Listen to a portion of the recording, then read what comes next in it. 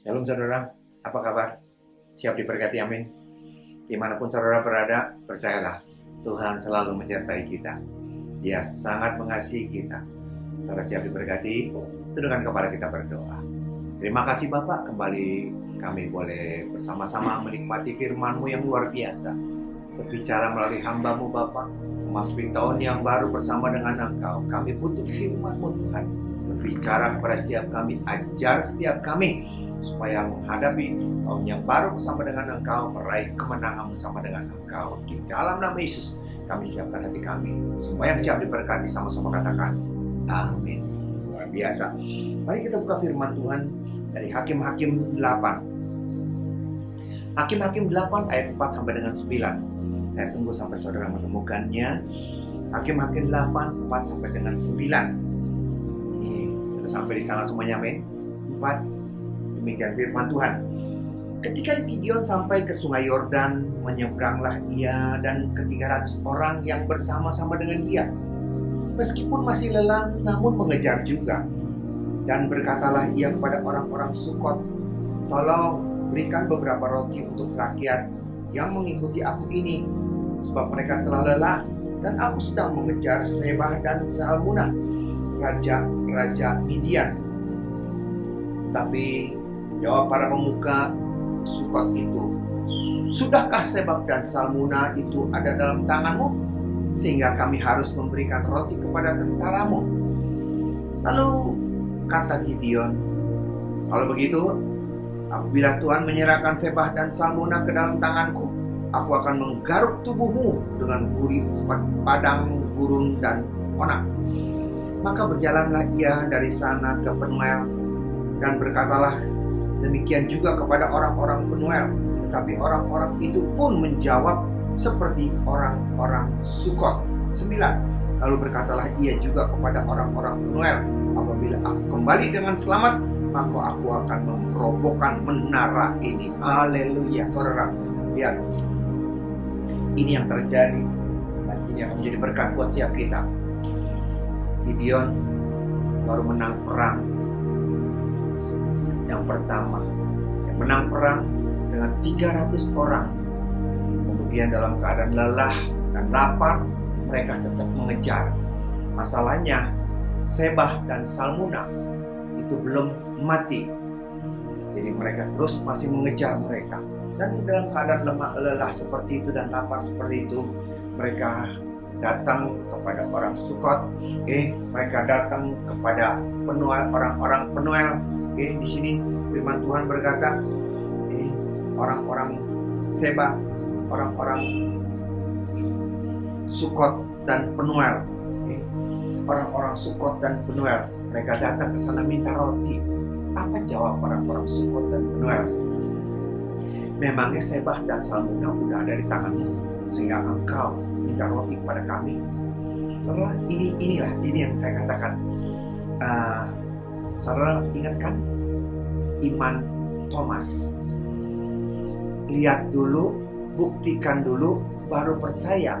Belum dibuktikan, tidak percaya. Itu dia iman Thomas. Dan ini Sebab, ini juga Sukot dan orang-orang Sukot dan Penuel itu sama. Mereka berkata, apakah Sebah dan Salmunah itu sudah di tangan kamu, sehingga kamu berani minta-minta roti? Saudara, kenapa kita tidak boleh punya iman seperti Thomas? Buktikan dulu, baru kita percaya. Belum ada bukti, kita tidak percaya. Apakah itu dasar yang harus kita pegang waktu kita melayani Tuhan? Hati-hati saudara. Kita kembali kepada orang Sukot dan Penuel. Kenapa mereka bisa punya konsep seperti itu, pemikiran seperti itu? Kenapa mereka punya permintaan seperti itu? Karena mereka melihat satu hal yang mustahil, Sebah dan Salmunah itu bisa kalah dengan melihat keadaan. Lihat, saudara kalau lihat di dalam Hakim-Hakim 7 ayat 7, dari 32.000 tentara atau rakyat yang takut disuruh pulang 20.000, tinggal 22.000 pulang takut, tinggal 10.000. Dari 10.000 cuma 300. 300 rakyat atau 300 tentara untuk perang. Saudara bayangkan, bagaimana mungkin dengan 300 orang itu bisa memenangkan peperangan? Mereka melihat begitu pesimis. Padahal mereka sudah dengar peperangan yang pertama di dalam Hakim-Hakim 8 ayat 10. 120.000 mati semuanya. 120.000. Kalau saja mereka mau berpikir sedikit, sebentar aja. Kok bisa ya? 300 orang, 120.000 mati semua. Bahkan firman Tuhan ayat pertama. Ayat pertama, kita lihat ayat pertama. 300 orang di dalam ayat 4 tadi. Ketika Gideon sampai ke sungai Yordan, menyeberanglah ia dan ke 300 orang yang bersama-sama dengan dia. Bagaimana mungkin perang dengan 120.000 perang, 120.000 orang mati semuanya, dan 300 orang itu yang ikut berperang ke sana tidak ada satupun yang binasa, tidak ada satupun yang mati. Coba mereka berpikir, kalau bukan karena karya Tuhan yang luar biasa, buat mereka 300 orang itu kesedikitan. Tapi buat Tuhan, di mana Gideon yang menghadapinya, 300 itu kebanyakan. Kenapa saya bisa berkata seperti itu? Karena mereka tidak perang, karena mereka cuma nonton bagaimana Tuhan berperang. Mereka saling bunuh. Kalau seperti itu kita tidak perlu banyak-banyak, kita cuma perlu nonton, tak? Kenapa mereka harus menunggu hasil Salmuna dan Seba dan Salmuna mati dulu baru mereka bisa percaya bahwa Tuhan menyertai Gideon, bahwa mereka baru percaya bahwa Gideon dipakai Tuhan? Kenapa harus tunggu Salmuna dan Seba mati dulu, tertangkap dulu, baru mereka memberikan? Ini yang terjadi. Saudara, berapa banyak kita yang seperti itu, kita punya iman yang seperti itu, kita punya iman yang seperti itu, kita mengiring Tuhan, tetapi kita perlu buktinya dulu. Kita kalau belum ada lihat dulu, kita belum percaya. Jangan hidup dari mujizat. Jangan hidup dari kenyataan. Jangan hidup dari bukti. Tapi hiduplah dari Kristus. Ada amin? Ya, itu yang harus ada dalam diri setiap kita. Kita menuntut hasil, kita menuntut bukti, kita menuntut kenyataan. Tapi di dalam Tuhan, yang paling penting adalah iman kita bergantung kepada Tuhan Yesus. Sekalipun kenyataan tidak seperti apa yang kita harapkan, seperti kenyataan itu tidak seperti apa yang kita doakan. Tapi percayalah, kalau Tuhan ada menyertai kita, cepat atau lambat, kita pasti menang. Hari itu, Gideon memang belum menangkap Seba dan Salmuna. Tapi cepat atau lambat, mereka pasti akan tahu. Percayalah. Oleh karena itu, Tuhan orang, kita harus tahu cara kerja daripada Allah. Kalau kita berdasarkan bukti, kalau kita berdasarkan kenyataan, kalau kita berdasarkan apa yang kita lihat dulu, mungkin kau akan kecewa saat kau melayani Tuhan, saat kau mendiri Tuhan. Kau akan kecewa. Kenapa? Karena seringkali bukti itu tidak pernah akan bisa membuktikan kebesaran daripada Allah. Kenyataan itu tidak bisa menggambarkan kenyataan kebesaran, kebenaran daripada Allah itu seperti apa. Itu tidak bisa menggambarkan Allah seperti apa.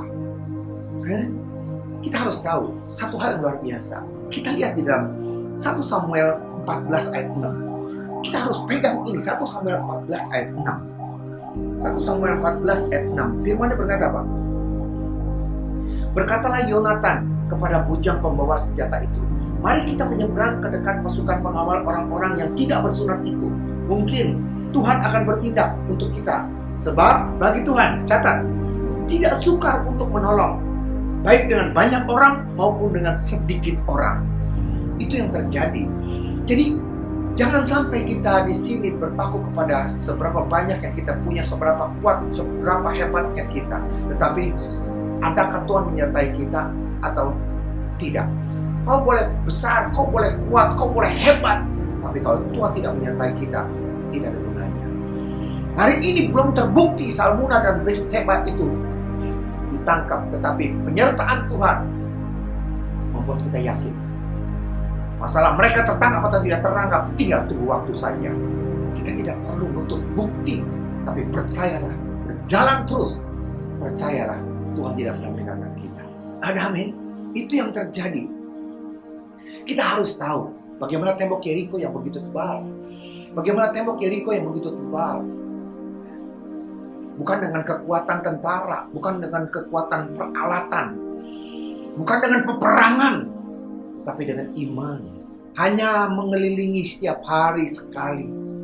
Hanya dengan mengelilingi tanpa ada peperangan, tanpa ada kekerasan, itu bisa rubuh.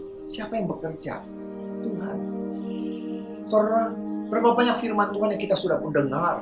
Berapa banyak firman Tuhan yang kita sudah hafal? Seperti tadi Yonatan. Baik dengan banyak maupun dengan sedikit, Tuhan sanggup untuk bisa melepaskan, membebaskan, memberikan kemenangan buat kita. Ada amin? Amin. Baik dengan banyak maupun dengan sedikit, Tuhan sanggup. Ada amin? Saudara percaya? Beranikah saudara melangkah? Beranikah saudara melangkah? Pedang cuma ada dua. Satu di tangan Saul, satu di tangan Yonatan. Mereka berdua cuma pakai satu pedang. Mereka berdua musuh segitu banyaknya. Berani bertindak? Berani bertindak? Jangan kita berkata, buktikan, buktikan, buktikan. Tidak ada bukti tanpa kita bergerak. Tidak ada bukti tanpa kita percaya. Memang kelihatan mustahil, tetapi itu yang terjadi. Jadi kalau kita berdasarkan bukti, tapi kita tidak pernah mau melangkah untuk membuktikan apa yang kita percaya, nggak ada gunanya. Ini yang terjadi. Berapa banyak kita di sini gagal, saudara? Ingat, Tuhan kita baik luar biasa, amin. Tuhan kita baik luar biasa, amin.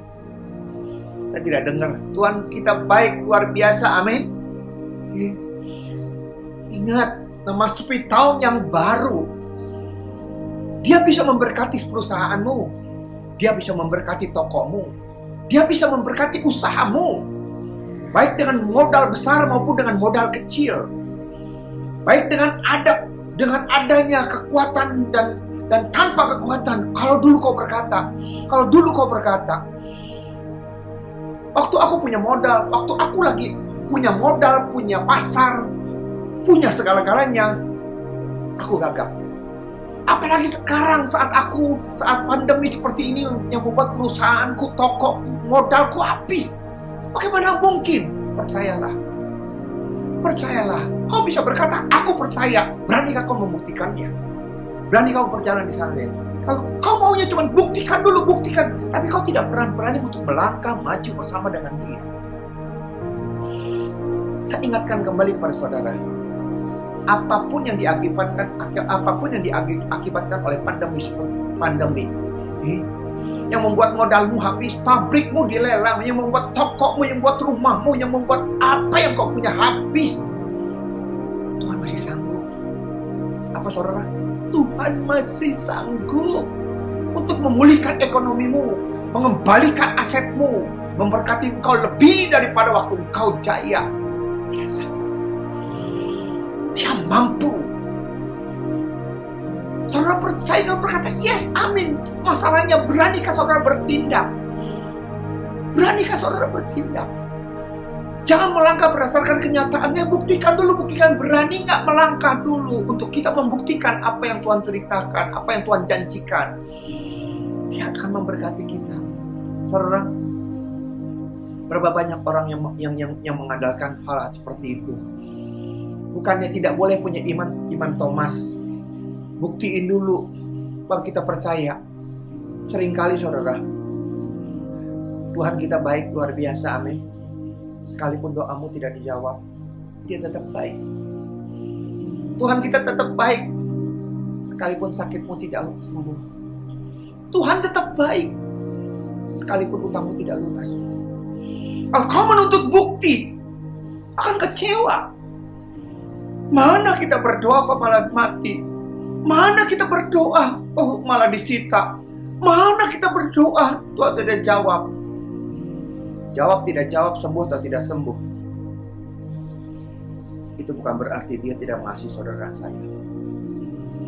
Kalau kita mengiring Tuhan berdasarkan mujizat, berdasarkan iman Thomas, buktikan dulu baru kita percaya, akan kecewa dengan Tuhan. Mengasih tahun yang baru, jangan putus asa, amin. Jangan menuntut bukti. Dekatkan dirimu kepada Dia. Iman kita bukan karena iman bukti. Iman kita bukan karena kenyataan. Iman kita bukan karena doa kita dijawab. Iman kita bukan karena sakit kita sembuh. Iman kita bukan karena kita punya modal. Iman kita adalah Yesus ada menyertai kita.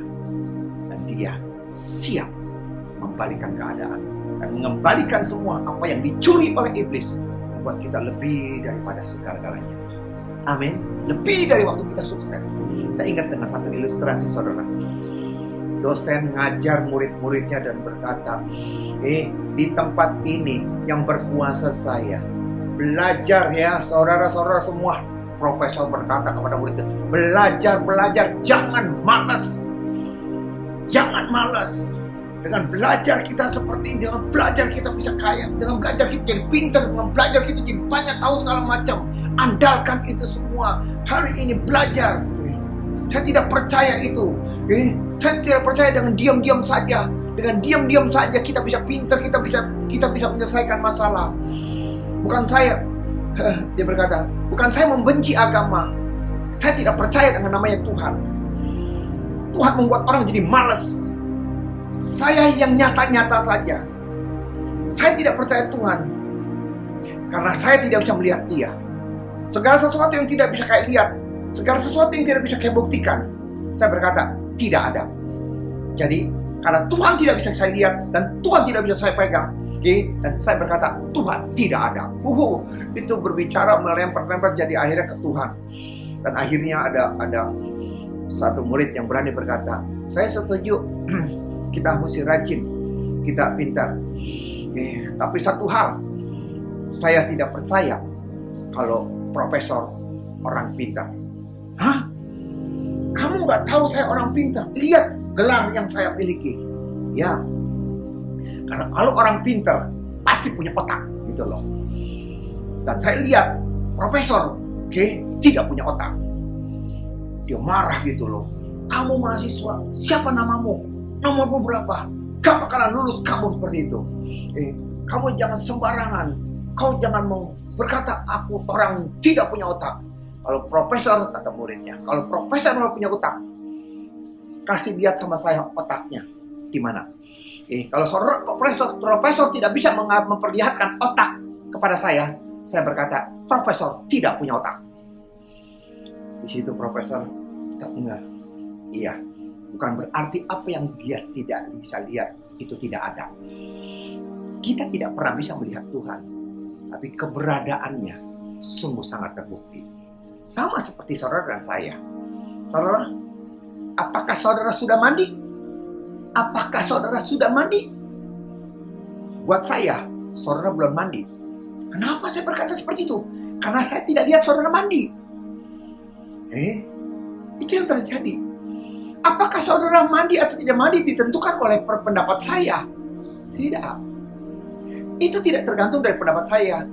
Saudara boleh berkata tidak mandi, saudara berkata apapun saudara, tetapi tetap saya sudah mandi. Demikian juga Tuhan. Kau bisa merasakan atau kau tidak bisa merasakan. Kau boleh percaya atau kau tidak percaya. Kau percaya sudah bukti atau kau percaya sebelum sudah bukti itu. Itu tergantung daripada saudara. Tapi percayalah, Dia ada dan siap memberkati. Jangan sampai iman percaya kita berdasarkan kenyataan. Jangan iman percaya kita berdasarkan bukti. Tapi iman percaya karena kita percaya pada Yesus yang sudah menyelamatkan saudara dan saya. Amin. Jangan putus asa masuki tahun yang baru ini. Jangan pernah putus asa. Sekalipun sudah habis-habisan kita, selama Tuhan ada menyertai kita, Dia bisa membalikan keadaan. Orang percaya atau tidak percaya? Jawabannya, beranikah kau berjalan bersama dengan Dia? Beranikah kau berjalan bersama dengan Dia? Di situ kita akan melihat kenyataan yang Tuhan berikan dan kenyataan yang Tuhan siapkan buat saudara saya. Amin. Itu dengan kepala kita berdoa. Terima kasih Tuhan, ampuni kami karena seringkali kami tanpa kami sadari kami memiliki iman Thomas. Kami perlu bukti, tetapi kami tidak berani praktek untuk terjun untuk membuktikan. Kami duduk diam untuk membuktikan, kami duduk diam untuk menikmati hasil. Terima kasih Tuhan, firman-Mu mengingatkan pada setiap kami. Sekalipun hari-hari ini kami sudah habis-habisan, tapi Tuhan bisa memberkati kami tanpa harus punya modal, tanpa harus kaya, tanpa harus memiliki fasilitas. Bagi Tuhan sanggup untuk membalikan keadaan. Bagi Tuhan tidak ada mustahil. Gimana untuk bisa membuktikannya? Mampukan kami untuk berjalan bersama dengan Engkau, sehingga iman kami bukan berdasarkan iman karena Thomas bukti dulu, tetapi iman bergerak bersama dengan Engkau, menikmati berkat bersama dengan Engkau. Terima kasih Bapak, berkati jemaat-Mu. Tidak ada keputusasaan, tidak ada kekecewaan, tapi makin mereka dekat kepada Tuhan, mengandalkan Tuhan, meraih berkat bersama dengan Tuhan. Berkati negara kami, Presiden, Wakil Presiden, Gubernur, Dokter, Suster, dan semua jajarannya, dan kami percaya negara kami diselamatkan, negara kami diberkati. Terima kasih Bapak, dalam nama Yesus kami sudah berdoa. Haleluya. Amin. Demikianlah saudara firman Tuhan. Sampai jumpa dalam sesi yang akan datang. Tuhan Yesus memberkati saudara saya. Amin. Haleluya. Shalom.